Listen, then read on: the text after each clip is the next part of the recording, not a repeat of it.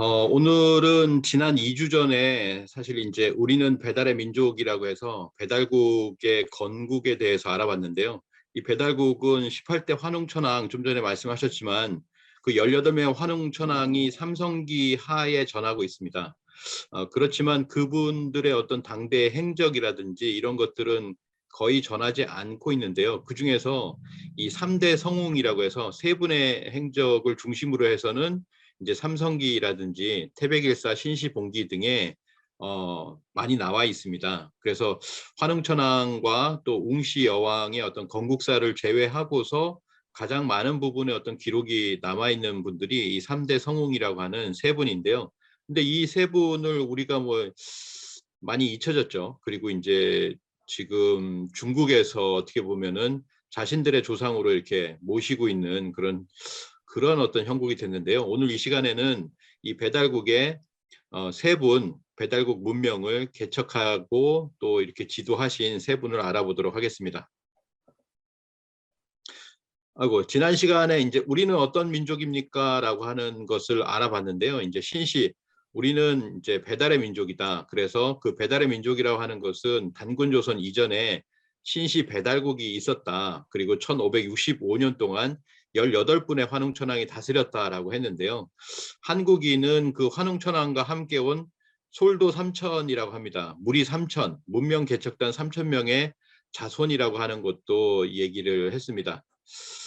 그리고 이제 한국인의 건국 시조는 바로 이 환웅천왕의 신시개천이다. 그래서 환웅천왕을 잊지 말아야 한다라고 했는데요.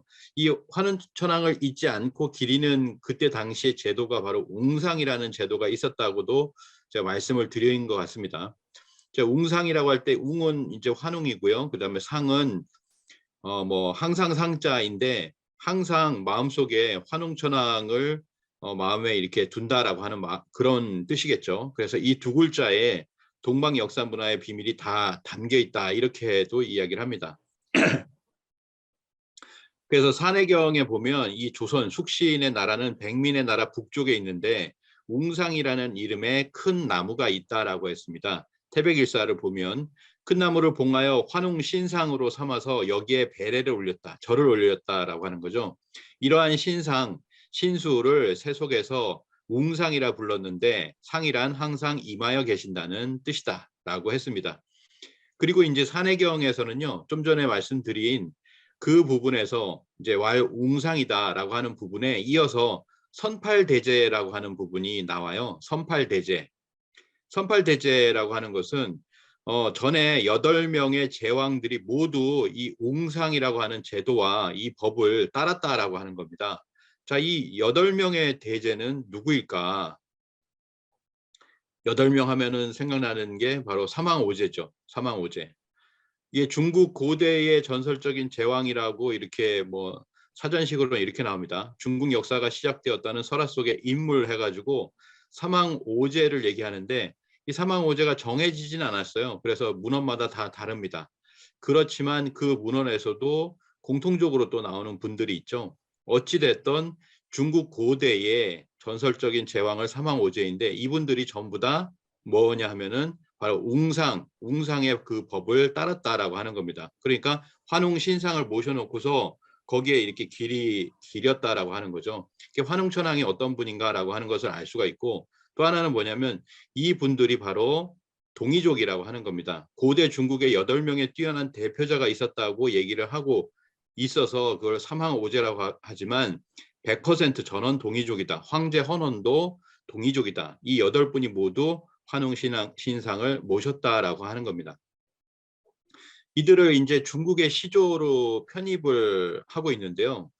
뭐 이런 거죠. 중국의 삼황오제는 전부가 배달 동이족인데 실제로 1958년 이게 이제 58년에 모택동의 대약진 운동의 어떤 뭐 사파 중에 하나인데요. 1958년 대약진 운동 때 황제 헌원과 소금천 등의 묘가 동이족이라는 이유로 파헤쳐졌다라고 합니다. 이것은 뭐냐면은 결국에는 자신들 화이족의 조상이 아니라고 하는 것을 증명해 주는 것이다라고 하는데요. 지금은 이 중국 정부가 그 분들을 전부 다 실존 인물로서 그리고 중화민족주의를 부르짖고 있다라고 합니다. 그 중에 하나가 뭐냐면 이제 원래는 황제 헌원도 동이족이었으면서 배달의 어떤 황족이었는데요. 황족이었는데 원래는 이제 그분을 황제 헌원의 자손이다라고 해서 중국이 그렇게 얘기를 했지만 어느 순간 염제를 끼워 넣습니다. 그래서 염황지손이라고 이렇게 이야기를 합니다. 자, 왜 염황자손이다, 염황지손이다라고 이렇게 염제와 황제의 자손이다라고 그들이 이야기를 하냐면 사기 오제봉기에 사마천 사기가 있잖아요. 거기에 맨 처음에 시작하는 게 사망봉기를 이름만 넣고 오제부터 시작을 합니다. 그래, 오제봉기에 따르면 신농씨는 동쪽으로 세력을 넓히다가 판천에서 황제와 싸워 패했다. 라고 이렇게 이야기를 합니다. 이것도 거짓인데요. 어쨌든 그 후 황제와 합작하여 치우를 물리친 다음, 이것도 거짓이죠. 부락을 이끌고 황하 유역으로 진출하여 오랫동안 생활하며 종족을 키웠다. 염제 신농씨와 황제가 맺은 부락연맹이 있는데 이 부락연맹은 화하족의 주요 구성원이 되었고 화하족은 이 뒤에 한족으로 변화했다. 그래서 한족의 후손을 염황자손이라고 한다. 이게 뭐냐면 염황자손이라고 하는 것은 염제 신농씨와 황제 헌원이 불화연맹을 맺었다라고 하는 거예요. 그런 식으로 이제 지금 합리화를 하고 있는데 이거 자체는 뒤에서 말씀드리겠지만 전혀 말이 안 되는 겁니다. 그래서 1970년대 후반에 이제 아까 이제 대약진이 이제 문화대혁명 지나가지고 그 이후에 개혁 개방 정책과 함께 광말약이 중국 사고에서 화하족은 염황의 자손이다라고 서술하면서 뿌리찾기 열풍에 다시금 불을 지피게 되었다고 합니다. 그래서 80년대 후반부터는 염황자손이라는 용어가 다량으로 유통되어 보편화되었다라고 합니다. 80년대 중반부터예요. 그러니까 그 이전에는 우리는 황제의 자손이야 라고 했다가 이제는 뭐냐면은 염황자손이다 이렇게 얘기하기 시작했고 거기에 이론적인 제공을 한 것은 광말약이었다 이렇게 이야기를 합니다. 그래서 황제와 여기 보시면 염황 결맹이라고 이렇게 나오잖아요. 염황이 이렇게 결맹했다. 그래서 염황 이제상을 20년 동안 지어가지고요. 80년대 말부터 20년 동안 지어서 이제 하남성 정주시에 염황 이제상이 있습니다. 우리가 미국에 보면 이제 큰바의 얼굴 같은 거잖아요. 그래서 이 하남성 정주에 보면은 이렇게 20년에 걸쳐서 2007년에 완성되었다라고 하니까 그 이전은 언제입니까? 바로 80년대 중후반이죠. 후반으로 가서 그때부터 해가지고 20년이나 이렇게 해가지고 이렇게 거대한 석상을 만들었습니다. 그래서 석상만 만든 것이 아니라 실제로 중국의 동포들이 여기 보시면 샌프란시스코잖아요. 한자로 위에 뭐라고 써 있습니까? 해외 염황자손 뭐 이렇게 써 있죠. 해외 염황자손이라고 써 있습니다. 그리고 왼쪽에 보면 동근동조라고 해가지고 같은 뿌리, 같은 조상이다 이렇게 이야기를 하고 있습니다. 자, 이렇게 염황자손이라고 하다가 이제 중화삼조라는 말도 일부 쓰고 있습니다. 이렇게 완전히 쓰고 있는 건 아니에요. 중화삼조라고 하는데 염황치자손이라고 해서 치우천왕을 집어넣었다라는 거죠. 이거는 언제냐면 1992년에 중국의 역사학자 임창화가 2500년 동안 억울한 누명을 쓰고 있는 치우의 명예를 회복해야 된다라는 제안으로 3조 문화를 제안하고 처음으로 치우천왕을 중화민족의 인본주의적 조상으로 삼았다라고 이렇게 이야기합니다. 그러니까 중앙에서 임창화의 제안을 받아 주었고 그래서 2008년 북경 올림픽 직전에 바로 이렇게 세웠다라고 하는 거죠. 탕록에다가 염제, 황제, 치우 3조상을 이렇게 세우게 됩니다. 뭐 이런 거죠. 그리고 이제 그 핵심이 탕록에 세운 중화 3조당인데요. 이 중화 3조당 안쪽으로 이렇게 들어가 보면 가운데가 이제 황제 헌원이에요. 그리고 우리가 볼 때 왼쪽이 치우천왕, 오른쪽이 염제신농해서 그 이전에는 이렇게 보시면 되죠. 70년대 이전엔 황제 헌원의 자손이다 이렇게 얘기했다가 80년대로 넘어오면서 염제와 황제의 자손이다 이렇게 해서 염황지손, 염황자손 이렇게 얘기를 했다가 그다음에 90년대를 넘어와서 염황치 자손이라는 말도 탕록을 중심으로 해서는 이렇게 이야기를 하고 있다. 그렇지만 넥타이를 좀 풀고 하겠습니다. 집에서 하는데 그냥 격식을 갖춘다고. 아이고 이게. 자, 그래서 여망치 자손이라고 이렇게 이야기를 하고 있습니다. 이건 전국적으로는 아직 이렇게 돼 있지는 않은 것 같아요.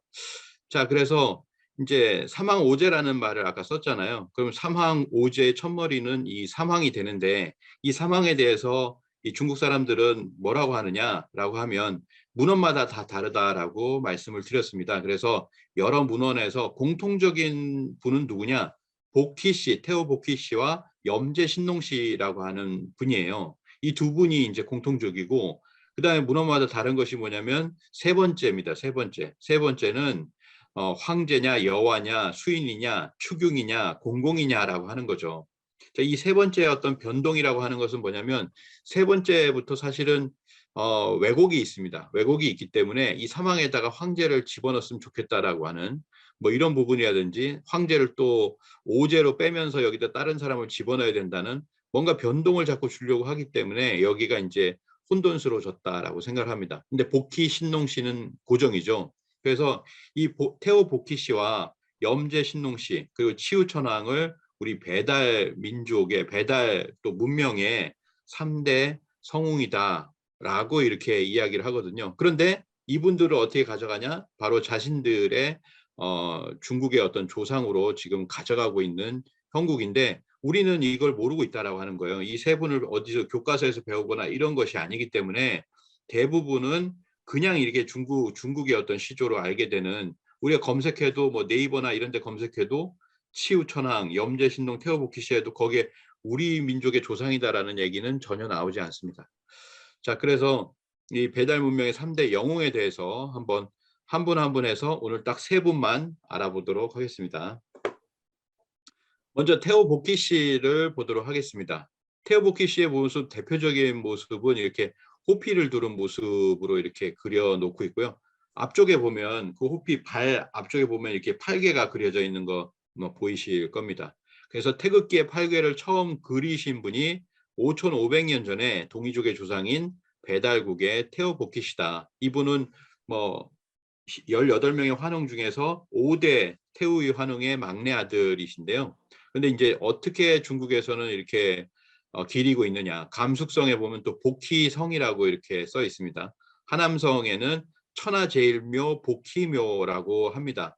그리고 그 안으로 이제 천하제일묘 안으로 들어가면 금상으로 해서 굉장히 큰 규모로 이렇게 해놨어요. 명나라 주원장 때 이렇게 중수되었다고 하는데 굉장히 크게 멋있게 이렇게 해놨죠. 그리고 신락시에도 이렇게 인조묘라고 해서 인문지조, 인문의 어떤 조상이다, 문명의 조상이다라고 해서 이렇게 복희씨를 해놨고요. 호북성에도 보면 이렇게 거의 이제 돌조각상이 있죠. 우리가 그 염황지 손이라고 해가지고 그 두 분을 또 거대한 석상으로 해놓은 것처럼 이 복희씨도 여기다 이렇게 해놨습니다. 그리고 이제 복희대전이라고 해서요, 굉장히 또 크게 이런 큰 행사를 매년 합니다. 매년 이렇게 하거든요.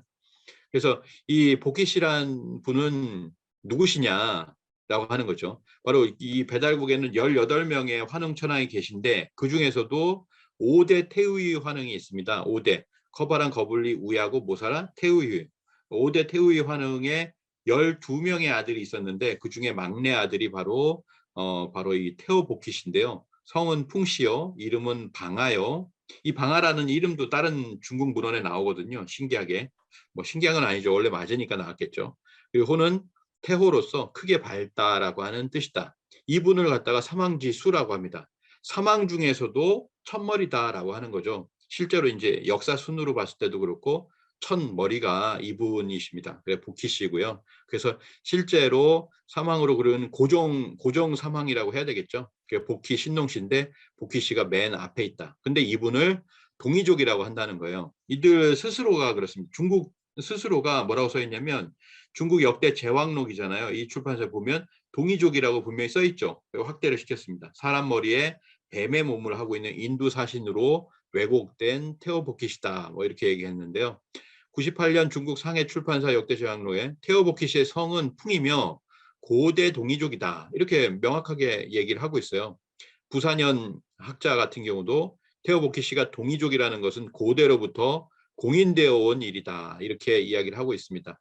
백양 중국사라고 하는데요. 이분도 굉장히 유명하신 분인데 복희씨는 고대 동이족의 이름난 수령으로 태호라고 부르기도 한다. 성은 풍으로 전하고 150년간 재위했고 진에서 죽고 회양에서 장사 지냈다. 뭐 이렇게 이야기를 합니다. 그리고 이게 뭐냐면 동의박물관을 중국에서 만들었어요. 동의박물관을 만들었는데 거기에 뭐냐면 태호라고 써 있고 밑에 태호 복희씨 이렇게 써 있죠. 그걸 쭉 설명이 달려져 있는데 크게 뭐라고 써 있습니까? 빨간 거기에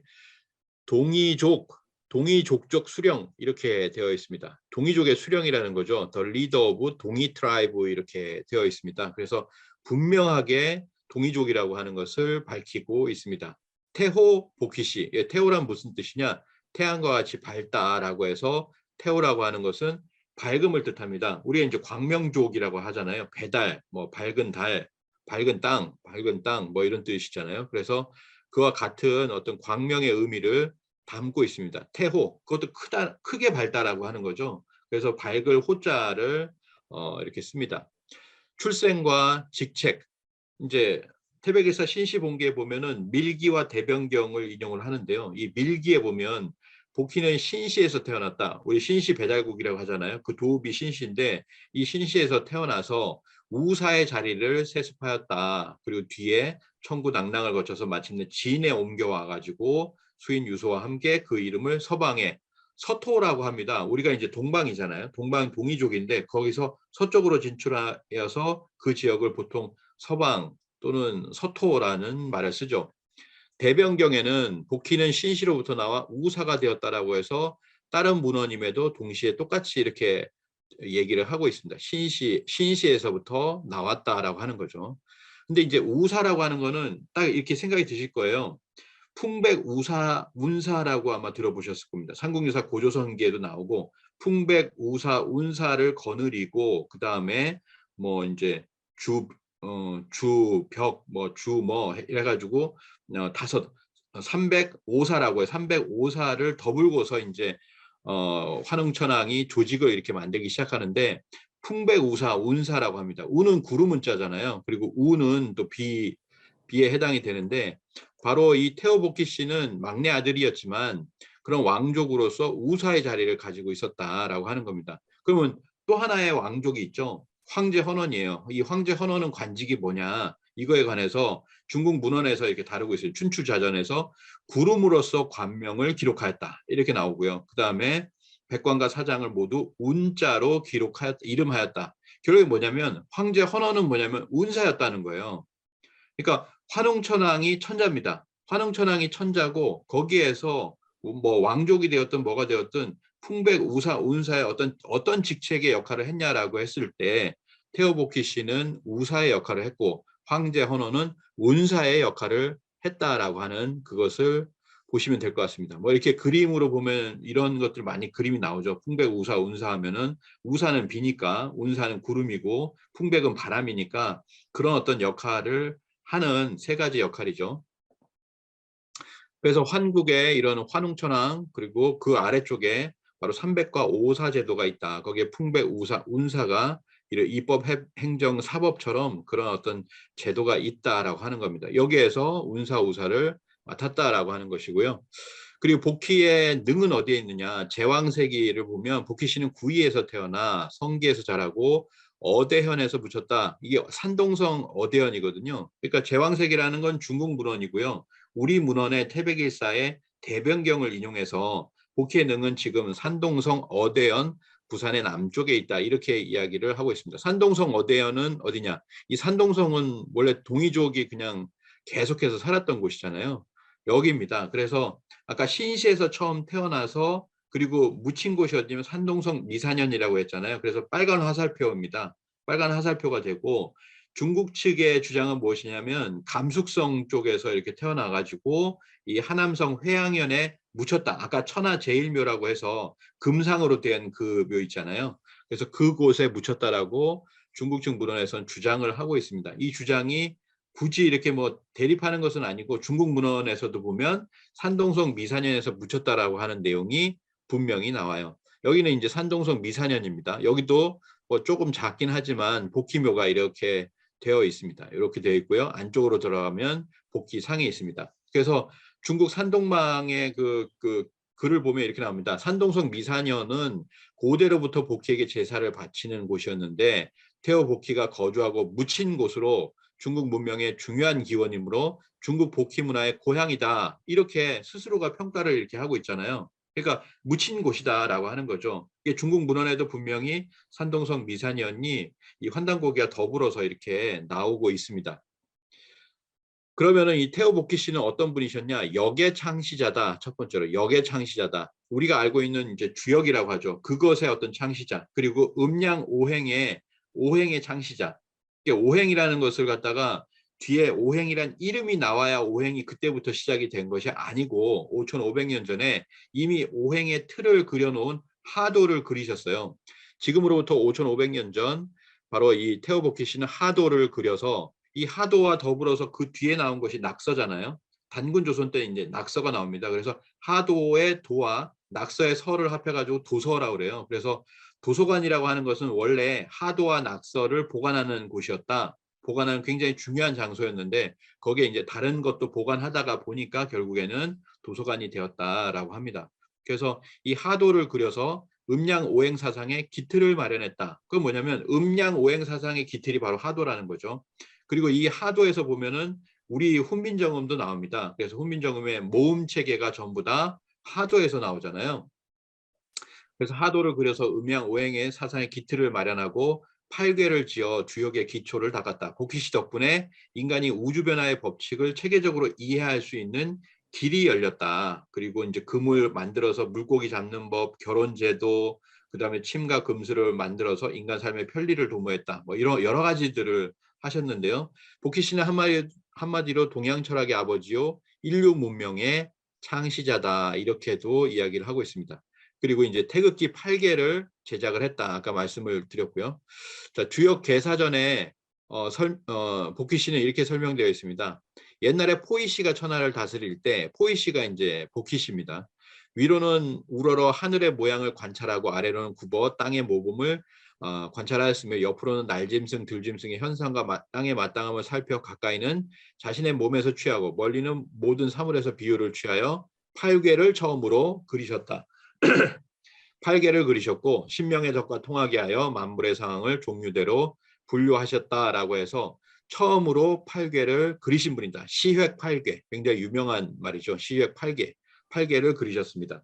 자, 태백일사 신시본기에 보면 어느 날 삼신이 몸에 내리는 꿈을 꾸어서 만 가지 이치를 통철하고 곧 삼신산으로 가서 제천 하늘의 제사를 지내고 궤도를 천하에서 얻었다라고 하니까 그게 이제 8개예요. 이걸 복희팔계라고 합니다. 그 획은 3번 끊기고 3번 이어져서 자리를 바꾸면 이치를 나타내는 묘가 있고 삼극을 포함하여 변화 무궁하였다라고 합니다. 이게 이제 복희팔계고요. 그 다음에 이것이 하도입니다. 하도. 이 용마에서 이제 하도를 그려진 것을 보고서 이 하도를 얻었다라고 하는데 아까 보셨듯이 삼신의 어떤 계시를 받고 제천을 하고 뭐 이런 과정을 통해 가지고 하도와 팔계를 받게 되는데 이 팔계, 이 복희팔계가 왜 태극기의 원형이냐?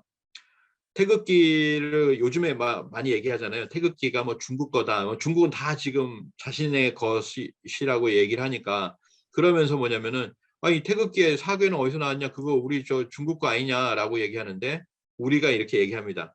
복희 씨는 동이족이다. 최소한 동이족이고 그리고 그분은 환단고기에 의하면 바로 그 5대 태의 환웅의 막내 아들이다. 환웅의 아들이라는 거죠.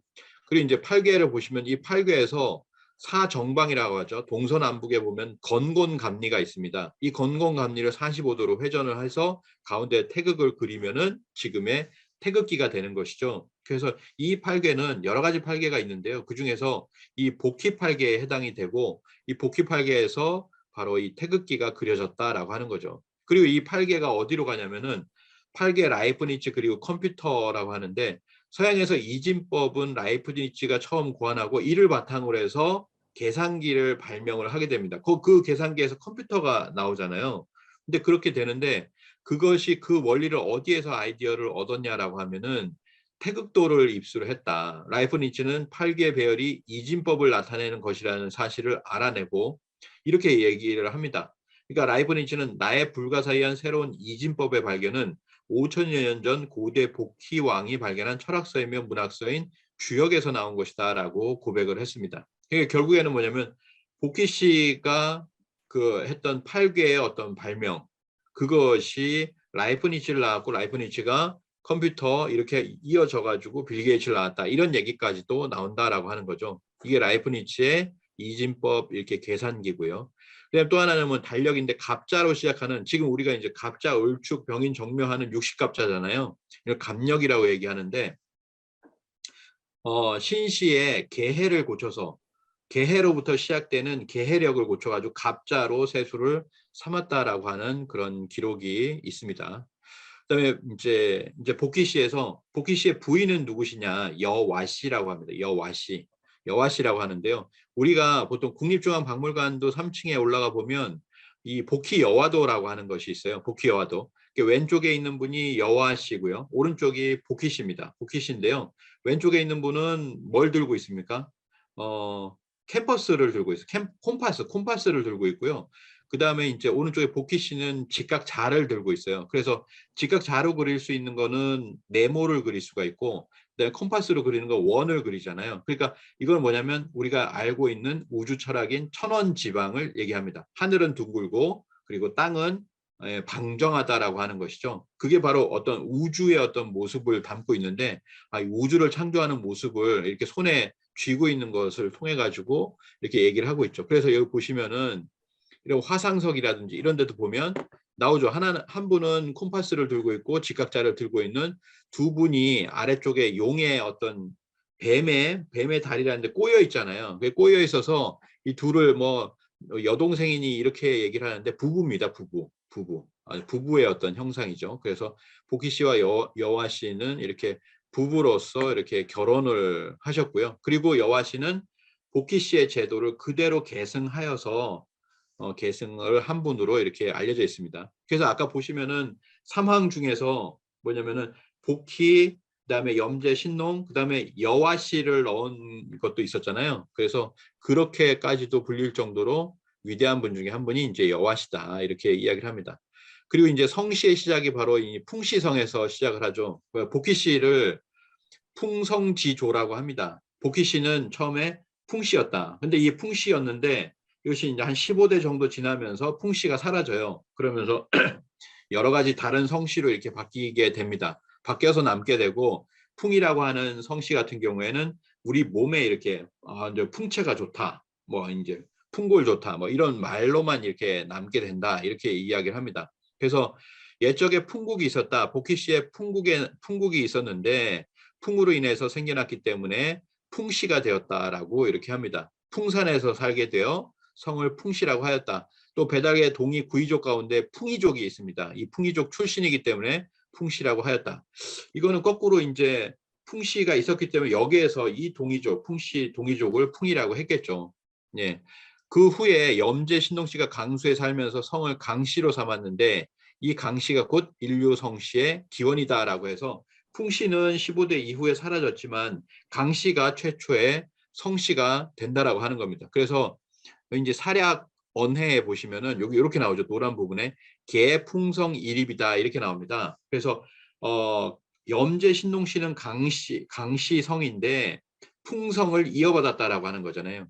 계승했다라고 이렇게 얘기합니다. 그래서 염제 신농씨가 이제 진주 강씨의 원시조가 이렇게 되죠. 중국 고금 성씨 사전에 의하면 신농씨는 강수에 살았다, 성이 되는 원인이 되었다. 그래, 염제는 강수에서 태어났다. 이것으로 성을 삼았다. 신농이 강수에 살면서 성이 생겼다라고 합니다. 아까 풍씨는, 태어복희 씨는 풍씨라고 얘기했는데 풍산에 살았다고 그랬잖아요. 그래서 풍씨를 했고, 신농씨는 강수에 살아서 강씨가 되었다라고 하는 겁니다. 그래서 이제 그 뒤로 이어져 가지고 이제 강태공도 우리 동이족으로서 나오게 되죠. 그래가지고 옛날 노태우 대통령 같은 경우에 노 씨는 강씨에서 나왔거든요. 강씨에서 나온 성씨이기 때문에 강태공 묘에 가서 이렇게 썼습니다. 선조의 높은 뜻을 받들이오다, 받드오리다라고 이렇게 썼었죠. 그래서 이제 두 번째가 이제 염제 신농씨입니다. 염제 신농씨.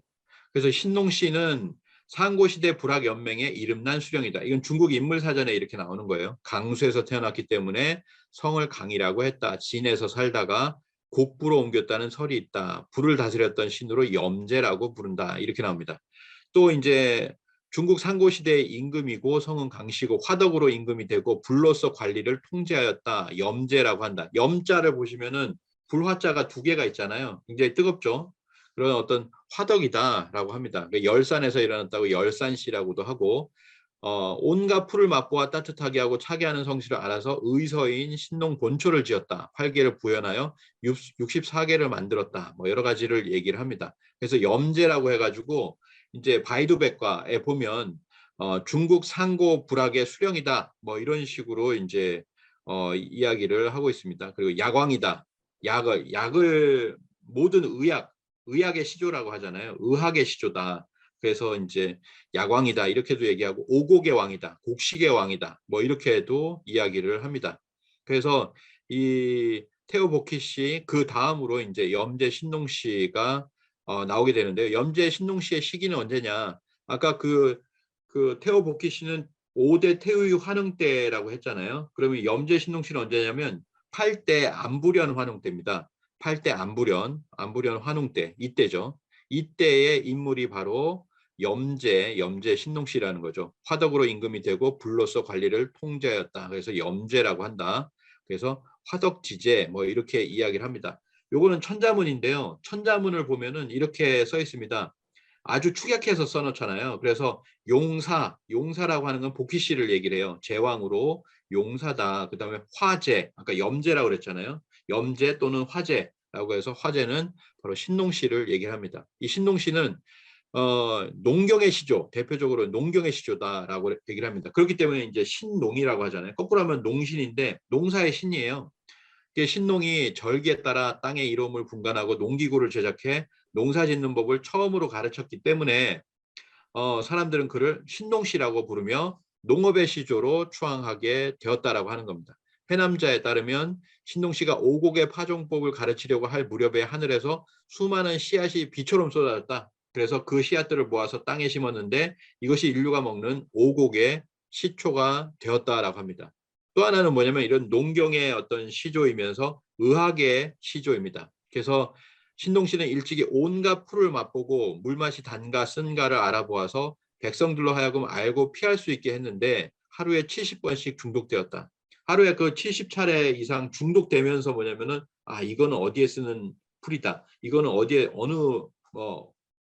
어느 건강에 좋다. 이런 것들을 다 맛보아 가지고 어떻게 보면 몸으로서 희생을 한 거죠. 희생을 하면서 그렇게 어떤 의학의 시조가 되었다라고 하는 겁니다. 그래서 신농 본초경 뭐 이런 거 만들었고 산서성 태원시라고 하는데 여기 보면 신부강이라고 해서 신농이 약초를 맛보던 전설상에 솥이 남아있다. 뭐 이렇게도 이야기를 하고 있습니다.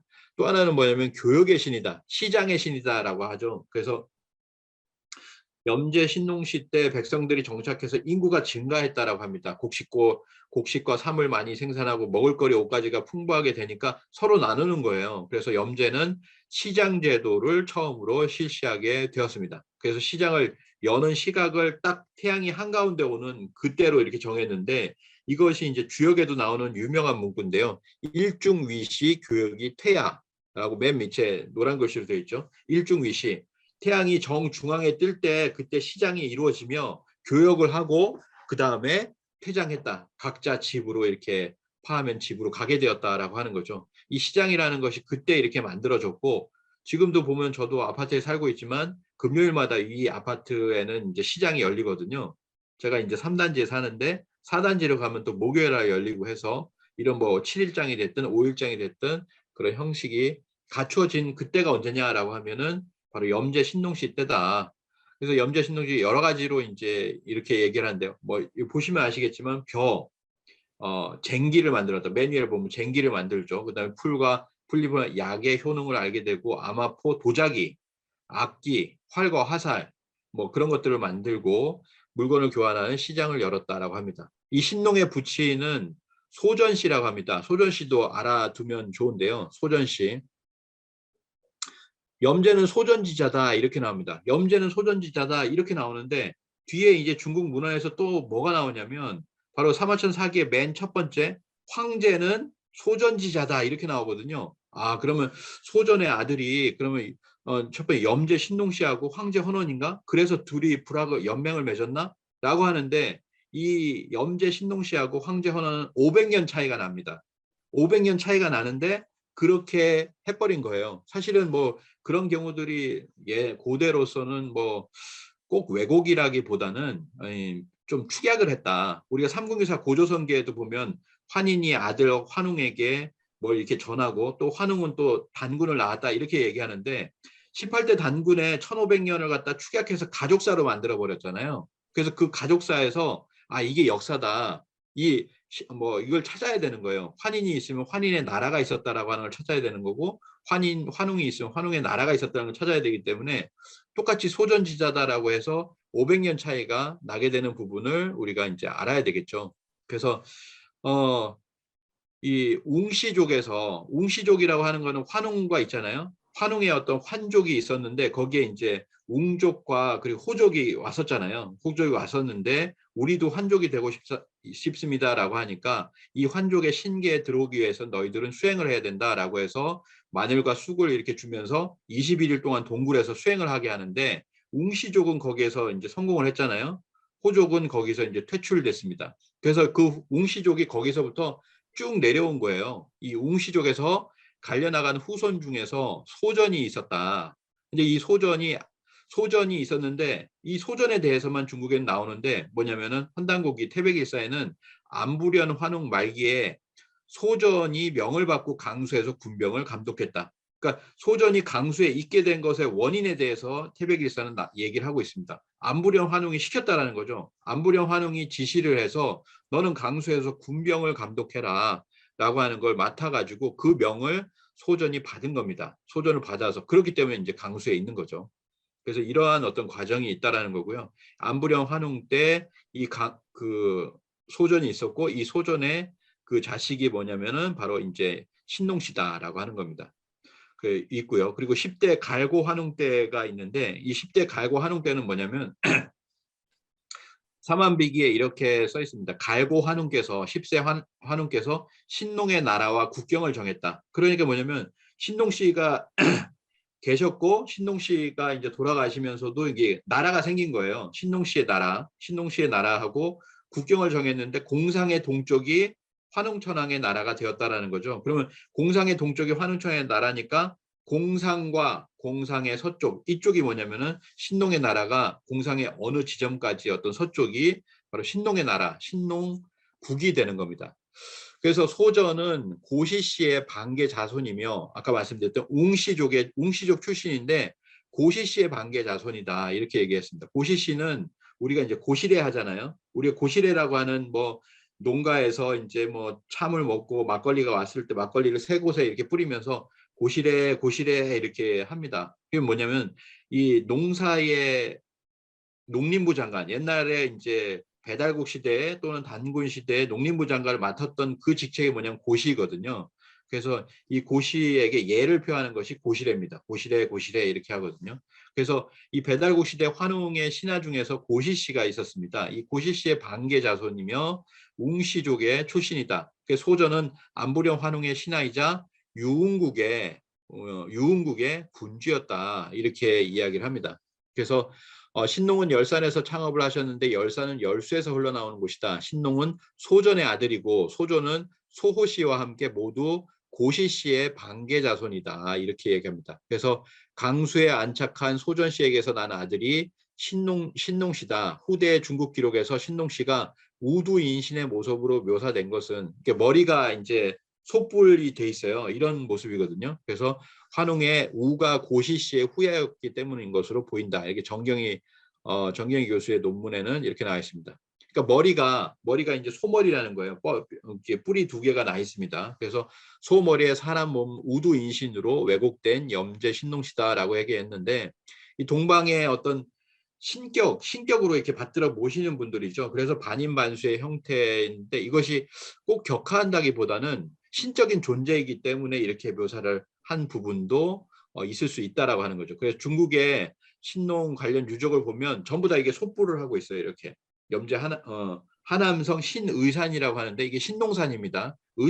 한자를 썼지만 신농산으로 또 읽습니다. 그래서 하남성에 신농산이 있는데요. 여기 보면 가장 큰 어떻게 보면 좀 멋있게 했는데요. 그 다음에 여기에 이제 신농산이라고 해요. 그래서 신의산이라고 신농산이 있고요.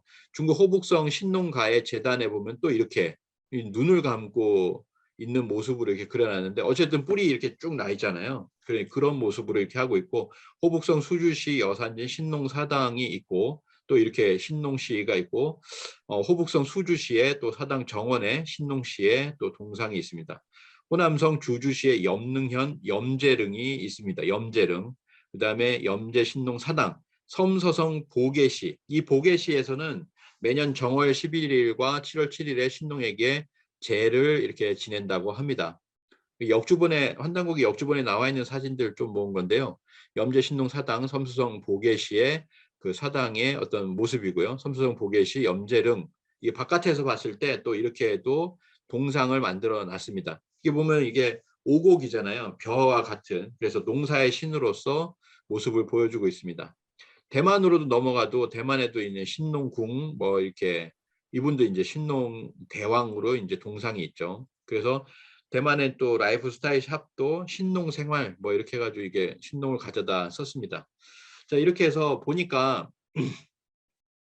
많은 지역에 그 염제릉이 있더라라고 하는 거죠. 산둥, 하태, 호북성, 호남성, 산서성 여러 군데 있는데 그래서 이게 뭐냐 왜 이렇게 많은 곳에 염제릉이 남아 있느냐라고 하니까 이 염제라고 하는 것은 전부 다 염제신농은 아니라고 하는 겁니다. 자 이렇게 되죠. 아까 말씀드린 것처럼 신농시에 나라가 있다고 그랬잖아요. 신농시 이후에 그 나라가 8대를 유지를 합니다. 8대 500년 500년 동안 이렇게 유지를 하거든요. 그래서 1대 염제 신농시가 있고 2대 재임, 그다음에 3대 재승, 재명, 재직, 재리, 재해, 그다음에 8대가 재유망입니다. 그러면 주요 활동 지역이 오른쪽에 보시면 섬서성, 하남성, 호북성, 산서성 이렇게 나오잖아요. 그러니까 이게 몇 대 염제를 갖다가 모셨느냐에 따라서 염제릉이 많은 거예요. 몇 대릉인지는 잘 모릅니다. 그런데 퉁쳐가지고 전부 다 신농시라고 해버리는 거예요. 그렇게 해서 전부 신농시라고 했는데 실제로는 뭐냐면은 제위가 이렇게 이어진다라고 하는 거죠. 500년 동안. 그래서 만약에 이제 4대의 제명이 있습니다. 제명. 4대 또는 뭐 3대라고 이렇게 이야기를 하는데요. 신농시를 빼고 하는 건지 어쨌든 제명이라고 하는 분이 있는데 자 제명이라고 하는 분이 있는데 이분을 베트남에서는 뭐라고 하냐면 베트남 발음으로 데밍이라고 하는 거죠. 데밍.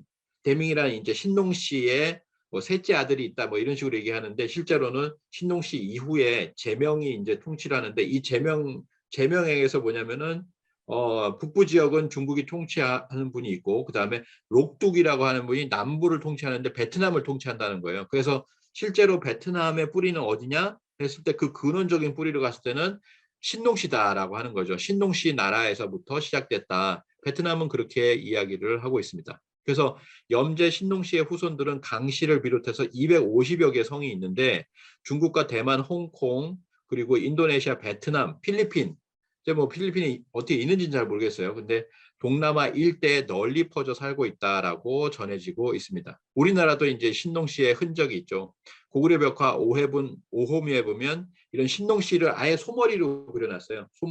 소머리로 해가지고 새의 발톱처럼 이렇게 나는 것처럼 이렇게 해놨거든요. 신농시의 모습입니다. 서울 동대문구에 선농단이 있습니다. 이 선농단에서는 신농시와 후직시를 주신으로 해가지고 풍년을 기원하며 임금들이 제사를 지내던 선농단이 있는데요. 여기서 선농제를 지내게 됩니다. 근데 조선의 왕들은 직접 참여는 하지 않고 여기다가 향과 충문을 줘요. 그러면은 거기에 신하들이 가서 제를 지냅니다. 그런데 9대 왕 성종 때는 직접 선농단에 가서 몸소 제를 지냈다. 아마 뭐 가뭄이 있던지 뭐 해가지고 이때는 꼭 풍년을 기원하겠다라고 하는 어떤 의지가 있었던 모양입니다. 그리고 이제 이 선농제에서 나왔던 그 재물을 갖다 끓여 먹잖아요. 거기서부터 이제 설렁탕이 왔다. 이 설렁탕의 유래는 선농탕이다라고도 얘기를 합니다. 그리고 이제 우리나라 공주에 가면 우성면 상서리가 있는데 여기는 정월 대보름이 되면은 신농제를 봉행을 해요. 왜 정월 대보름이냐? 정월 대보름은 뭐냐면 농사를 시작하는 때예요. 농사를 시작하는 때이기 때문에 이 농사의 신인 신농 성제에게 매년 제를 올리는 게 사실은 맞습니다. 사실은 옛날에 이런 제도가 있었는데 이것이 지금은 어디만 남아 있냐면 문헌상으로 이제 지금 행하고 있는 건 공주시 우성면 상서리에서만 이렇게 신농제를 봉행하고 있습니다. 그리고 이제 옛날 한의원은 전부 다 신농유업이라고 나와 있어요. 한의원에 가면 신농시의 초상화가 걸려 있고 신농유업이라는 문패가 이렇게 옛날에도 보면 맨 오른쪽에 이제 농자가 보이시죠? 예. 그리고 이렇게 우측부터 신농유업이라고 이렇게 되어 있습니다. 이게 약방이거든요. 약방이나 한의원 같은 데 보면 이렇게 되어 있습니다.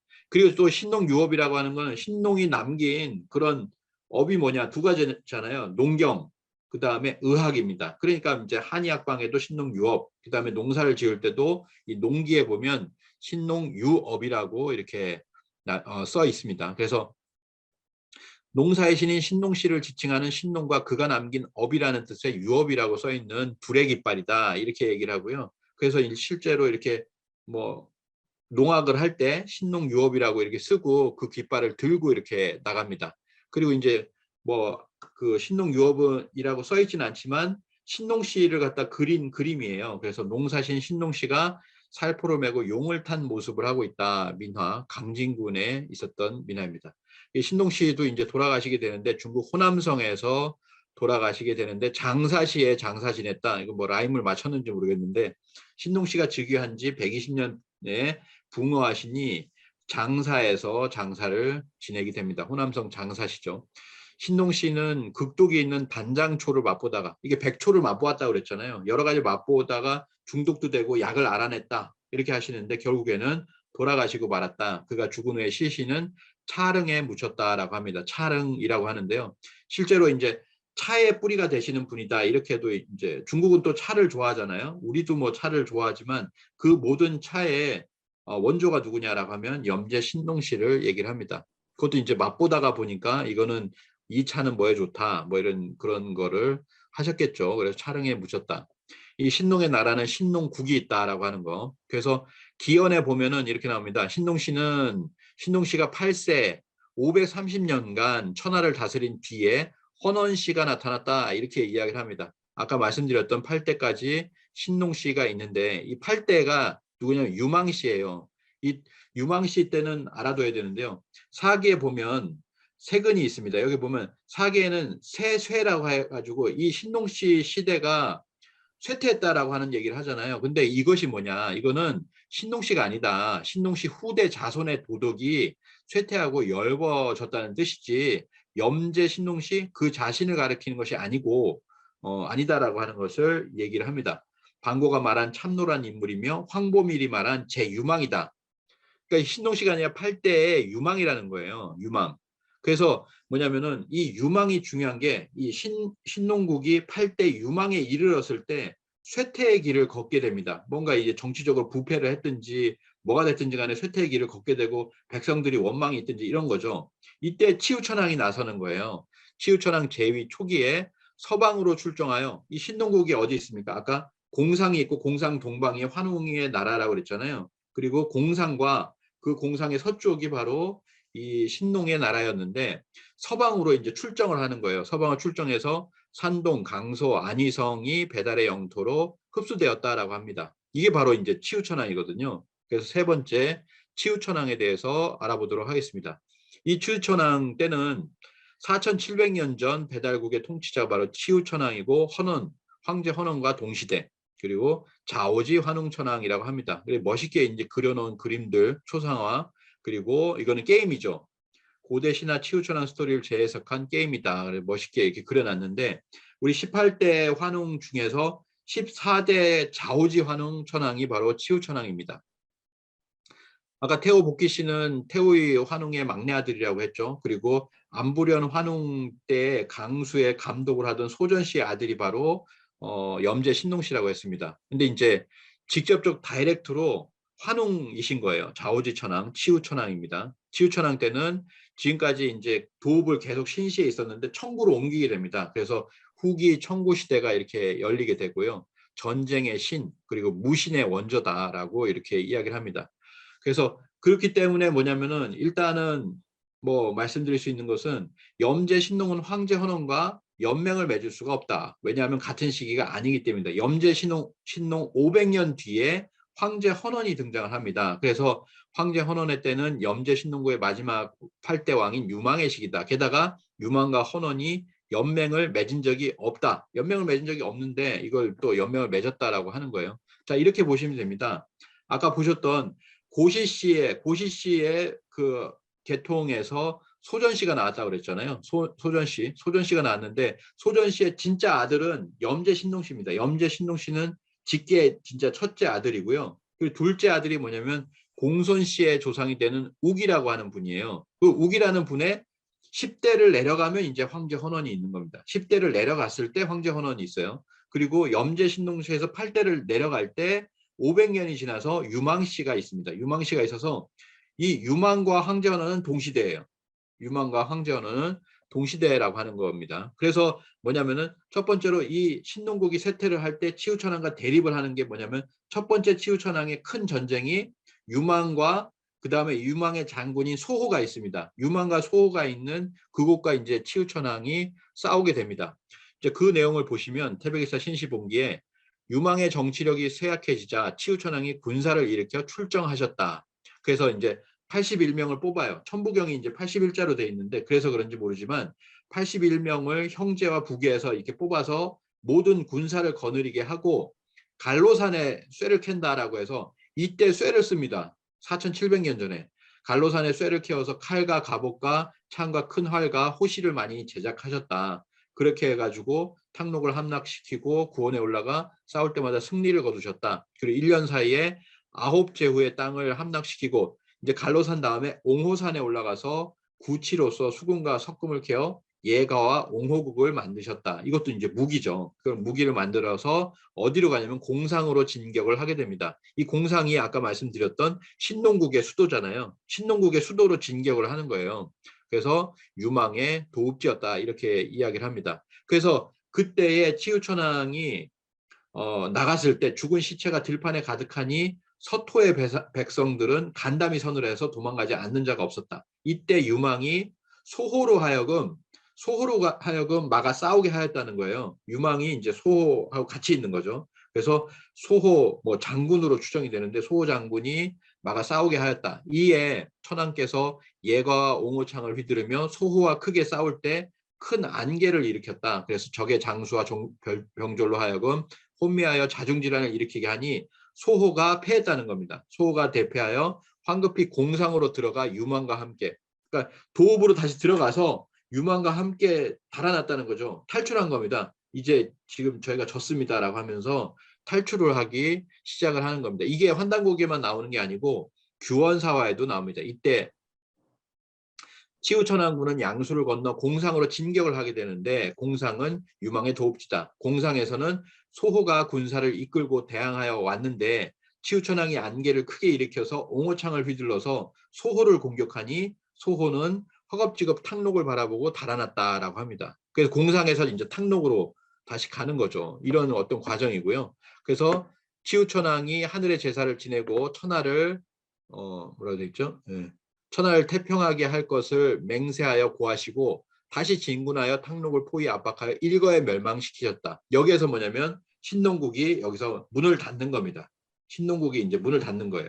그래서 신농국이 멸망을 하니까 이때 여기서 이제 다른 사람이 나타나거든요. 이때 드디어 이제 우리가 중국의 시조라고 하는 황제 헌원이 나타납니다. 이때 공손 헌원이라는 자가 있었는데 토착민의 우두머리였다. 치우천왕께서 공상에 입성하여 새로운 정치를 크게 펴신다는 그 소식을 듣고 스스로 천자가 되려는 뜻을 품었다라는 거죠. 아까 처음에 말씀드렸지만 헌원은 운사였다고 그랬잖아요. 운사라고 하는 그런 어떤 직책을 갖고 있었다라고 합니다. 근데 스스로 내가 천자가 되겠다. 치우천왕이 지금 천자예요. 근데 천자가 되겠다라는 뜻을 품고서 병마를 일으켜 치우천왕과 승부를 겨루려 하였다라고 하는 거죠. 그래서 치우천왕께서는 항복한 장수, 이제 한자로는 항장이라고 나오는데요. 항복을 했어요. 소호는 신농국이 멸망을 했는데 뭐 거기서 이제 소호는 항복을 했습니다. 그러니까 치우천왕 밑에 있는 거예요. 그래서 소호를 먼저 보내 탕록을 포위하여 멸하려 하실 때 헌원이 오히려 항복하지 않고 수많은 전쟁에 나서게 되었다. 이렇게 해서 이제 10년 전쟁이 시작이 되는 겁니다. 그래서 먼저 소호인데 이 소호는 뒤에 소호금천씨로 이렇게 알려져 있습니다.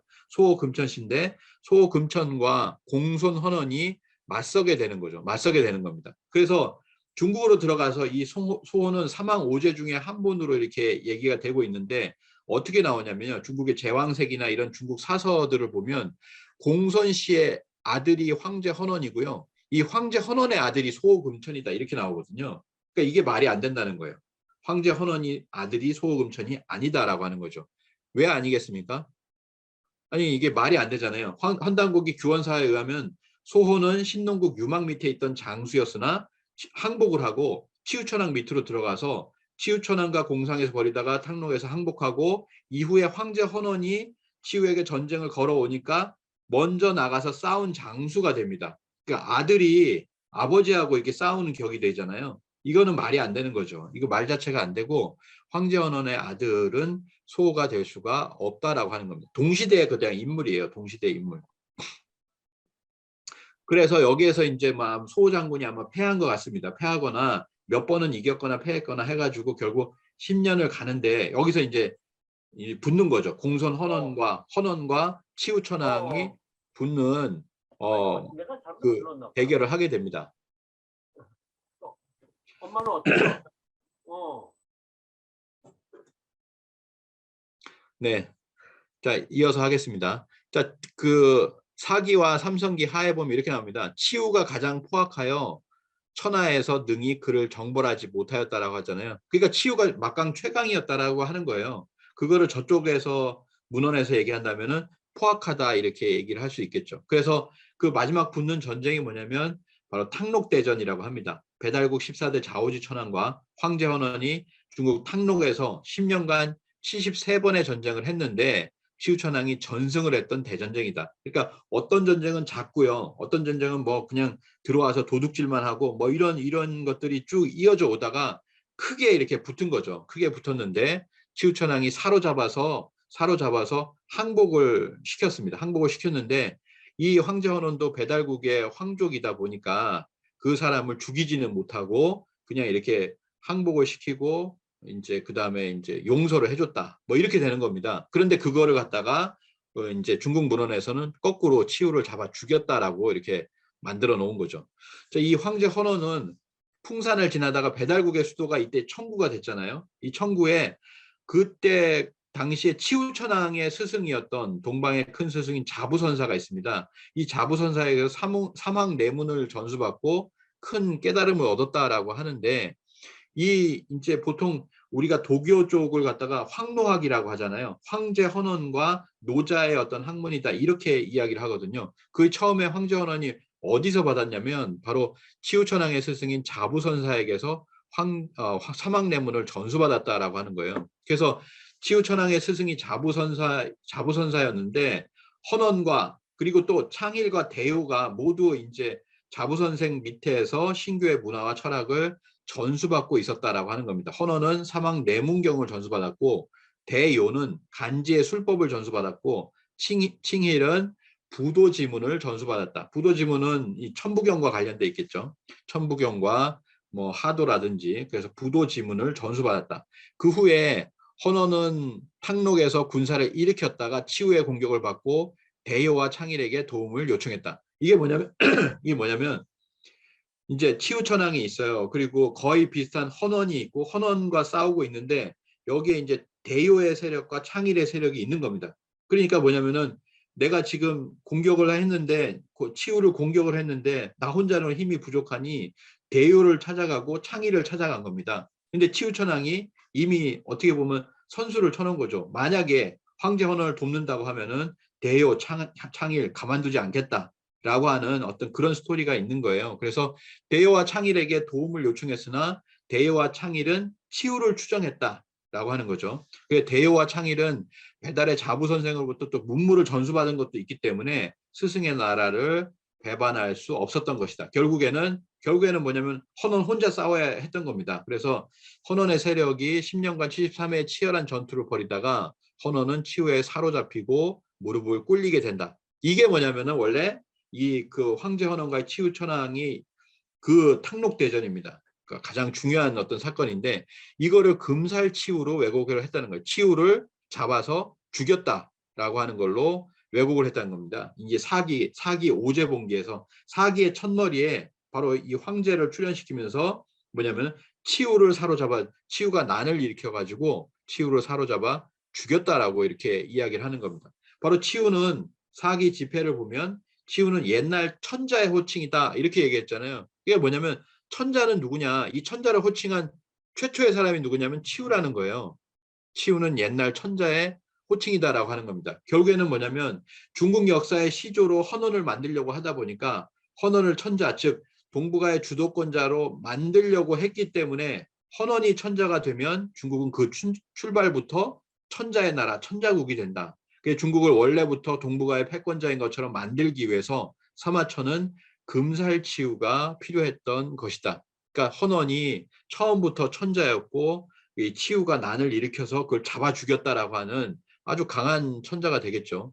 그래서 뭐냐면은 이덕일 교수의 사기 2000년의 비밀이라고 하는 책이 있습니다. 사마천이 중국사를 만들었다라고 하는 거예요. 그래서 많은 역사가들은 오제 앞에 사망이 있었다라고 얘기를 하는데 사망을 다 빼버렸어요.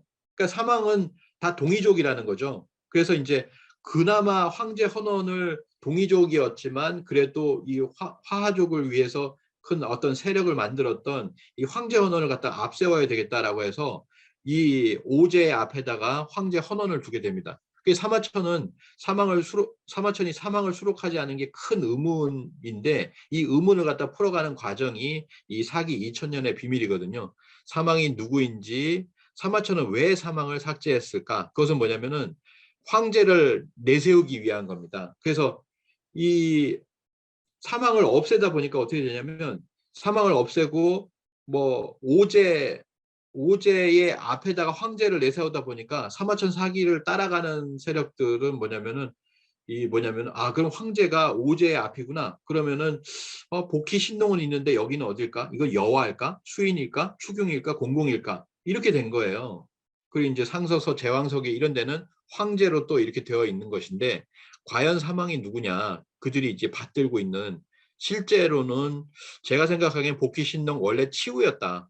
복희 신동 치우는 왜냐하면 전쟁의 신이잖아요. 그러면 그 한 분은 농경과 의학의 신입니다. 그리고 복희는 뭐냐면은 팔괘와 그런 주역의 어떤 주역 그 우주 변화의 이치를 냈던 어떤 이치의 신이라고 볼 수가 있겠죠. 그래서 그러한 분들이 각기 큰 어떤 역할을 맡으셨던 분인데 황제는 없어요. 황제는 없거든요. 사실은요. 그래서 이런 부분에서 아마 이걸 바꾸지 않았을까. 바꿔치기 했기 때문에 여기에는 변동사항이 많아서 복희 신동은 고정인데 황제 부분은 이렇게 되지 않았을까라고 생각을 합니다. 그래서 사마천은 사망 오제에서 사망의 기록을 다 빼버리고 오제의 헌원부터 시작한다는 거예요. 헌원부터 시작을 하니까 여기서 뭐가 나오냐면 바로 이제 치우를 잡아 죽일 수밖에 없었다라고 하는 거죠. 근데 실제 오제는요, 태백일사를 읽어보시면은 태백일사 삼신오제본기에 보면 고려 8강기 오제서를 인용을 해서 오제가 누구냐 도대체 오제라고 하면은 모카토금수의 배당이 되잖아요. 동방, 남방, 중앙, 서방, 북방의 사명이 있는데 이 오제 이걸 억지로 맞추다 보니까 사마천의 오제 같은 경우에는 오제에서 금이 없어요. 그러니까 오행으로 해당되는 금이라는 쪽이 없습니다. 그러니까 이게 말이 안 맞는 거다. 왜 이렇게 안 맞게 하냐. 뭐 논문도 이런 게 있거든요. 근데 여기 보면은 정확하게 중앙은 누구냐. 황제가 아니고 단군 앙검이라는 겁니다. 우리의 어떤 뭐 입장이 되겠죠. 단군 앙검이고 그다음에 환웅과 환인이 있고요. 그다음에 복희 씨가 있습니다. 복희 씨가 남방 사명이고 그다음에 그러면은 서방 사명은 누구냐? 서방 사명은 치우천왕이죠. 치우천왕이 쇠를 처음으로 만들었잖아요. 그러니까 그 서방 사명이다. 이게 맞다고 봅니다. 그래서 원래는 이렇게 이제 오제는 따로 있고 사망이라고 하는 것은 그건 뭐냐 천왕, 지왕, 인왕이라고 해가지고 아주 근원적인 어떤 그 사망이 있거든요. 어찌됐든 이렇게 됩니다. 예. 우리 문헌에서는 이렇게 중앙에 단군 앙검이 있으시다라고 하는 거. 그래서 동방의 역사 5대 조작극이라고 하면 그 첫 번째가 뭐냐면 바로 금살치우에서 시작이 된다는 거예요. 여기서부터 이제 모든 게 조작이 되고 잘못돼서 이제 기자가 우리나라 조선을 문명화시켰다라고 해가지고 우리 근세 조선에서 전부 유학자들이 다 그렇게 얘기를 하잖아요. 오 기자시여라고 하면서 단군은 상과 알 수가 없다. 기자가 최고다.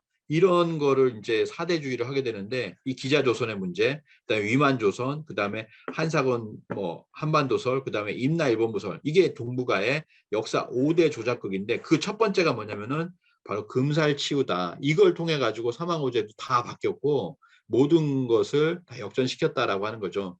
중국의 시조가 이렇게 왜곡이 되었다라고 하는 겁니다. 그래서 중국의 동북공정이라고 하면 고구려 공정을 얘기하지만 고구려 발해가 아니라 그 이전에 단군조선 그리고 그 이전에 그 요하문명 홍산문화 또 해당이 되는 바로 이 탕록의 치우천왕 이거를 이제 역전시킨 거 그리고 염제 신농씨 태어복희씨 전부 자신들의 시조로 받들어 모시고 있는 것. 이 전체가 사실은 동북공정의 실체다 이렇게 이야기를 할 수 있겠습니다. 그래서 아까 보셨듯이 중화 3조당의 치우천왕까지도 지금은 이게 일반화되지 않았지만 치우천왕까지 해서 염왕치 자손으로 충분히 얘기를 할 것이다. 장래에 이렇게 생각을 합니다. 그래서 이제 그 금속 문명의 선두주자가 바로 치우천왕이다. 아까 말씀드렸던 갈로산에 쇠를 채취했다. 그 다음에 옹호산에서도 물이 나오는데 쇠가 나오므로 치우가 이를 재련했다라고 해서 옹호창과 예과라는 창을 만들었다. 이건 관자에 나오는 거거든요. 관자에 나오는 겁니다. 4700년 전에 이미 철기를 사용했다라고 하는 거예요. 그것을 알 수 있는 게 홍산문화에서도 유물이 나오거든요. 벌써 5500년 전에서 5000년 전에 청동기를 썼다는 거예요. 청동기를 썼다. 그러면은 철기를 그때 이제 그 이후에 쓸 수가 있는 거죠. 그리고 이제 철이라고 하는 글자가 있습니다. 한자가 있는데 그거의 고가 뭐냐면은 쇠금자예요. 쇠금자입니다. 쇠철자입니다. 쇠철자인데 이 쇠철자가 어떻게 쓰냐면 금자 플러스 동이 이자를 쓰거든요. 동방의 그 이족이 동이 이자가 뭐냐면 이게 치우천왕의 어떤 대궁 큰 활 때문에 이게 생긴 한자거든요. 그래서 이 동이가 먼저 이 쇠를 썼다라고 하는 것을 이 고어를 통해서도 알 수가 있고요. 그리고 금자만을 통해서도 우리가 알 수 있습니다. 이 쇠금자가 우리의 김씨잖아요. 김씨성으로 쓰잖아요. 그러니까 김씨성을 써는 그곳이 가야라든지 신라라든지 이곳이 철의 생산지거든요. 철의 어떤 그런 사회가 되었습니다. 철 만드는 세력이 김씨성이다라고 하는 거죠. 이들을 이제 제천금인이라고 했고 이들이 그 뿌리가 어디가 되냐면 아까 말씀드렸던 소호금천씨가 됩니다. 소호금천씨도 치우천왕 밑으로 항복해서 들어갔기 때문에 뭐냐면 치우천왕이 이 쇠를 다뤘잖아요. 그러니까 소호씨도 금천씨가 된 거예요. 그렇게 추정해 볼 수가 있습니다. 이 소호금천씨의 후손은 제천금인이다. 제천금인. 금으로 사람을 만들어 놓고 하늘에 제사를 지내는 풍습이 있었는데 이것이 이제 김일제로 들어가고 이제 김일제로 이어져 가지고 결국에는 뭐 이제 신라의 김할지라든지 또는 김수로 왕으로 이렇게 넘어가게 됩니다. 그래서 김씨가 넘어가게 된다. 그 김씨는 그래서 뿌리를 갖다가 김유신 뭐 장군 비문이라든지 여러 비문이나 금성문에서 소호금천씨를 얘기하거든요. 소호금천씨가 우리의 조상이다라고 하는 얘기를 하고 있습니다.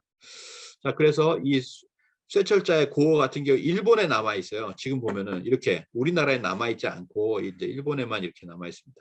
자, 그리고 도깨비, 치우천왕을 이제 도깨비로 표현했잖아요. 이거는 어떤 얘기냐면 황제 헌원은 귀신을 부렸는데 이 치우천왕은 도깨비 부대를 그렸다는 거예요. 근데 도깨비 부대가 귀신 부대를 이겼잖아요.